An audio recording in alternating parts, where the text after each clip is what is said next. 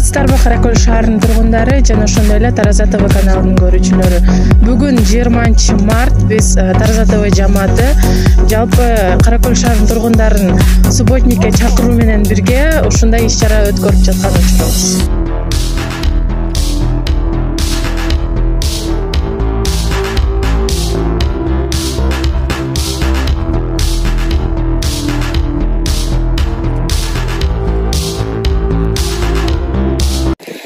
Азыркы учурда биз тазалык иш-чаранын үстүндө турабыз.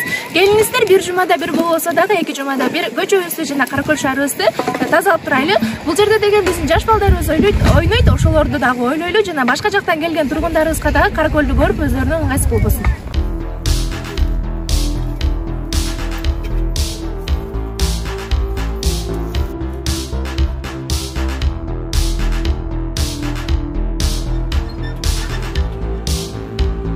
Саламатсыздар, урматтуу Каракөл шаарынын тургундары. Мынакей бүгүн жаштардын демилгеси менен ишембелик жүрүп жатат Бекташ көчөсүндө. Жашоочуларына келип, кошулуп, жардам берип, жаштар мына тазалыкка басым жасап, көчөлөрдүн тазалап атат. Жалпы Каракөл шаарынын тургундарына да кайрылып кетет элем.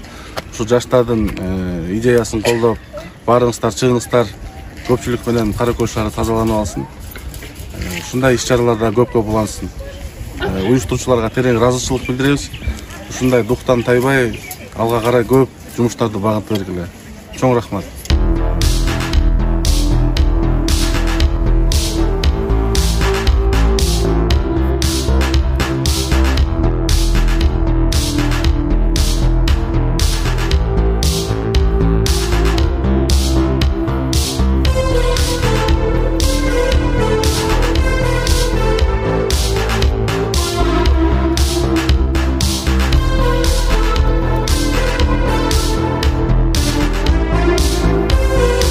Саламатсыздарбы, урматтуу Каракөл шаарынын тургундары. Биз Тараза ТВ каналынын жамааты менен жакшы бир иш-чара жүргүзүп жаткан учурубуз. Ар ким өзүнүн көчөсүн бир жумада эмес, 2 жумада бир жыйнап турсун деген.